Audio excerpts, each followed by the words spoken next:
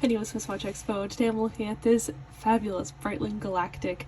This is a 29mm watch, so it's a really awesome size for nowadays. I think it's the perfect kind of in-between. If you think the 26mm is too small, the 31 is too big, the 28 or the 29 is the perfect in-between size. And this one is a really great option because it has a lot of wonderful features at an amazing price point. It's a stainless steel watch with this really beautiful bracelet. I actually really enjoy Breitling bracelets, and it's all high polished even though it's stainless steel, so it kind of gives it a little bit more of an upscale or formal appearance.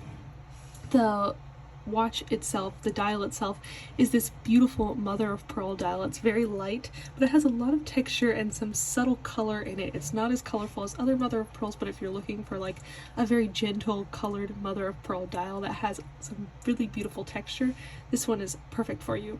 It's also got very elegant and simple stick hour markers that glow in the dark, which is a really nice feature to have, and it has a date function.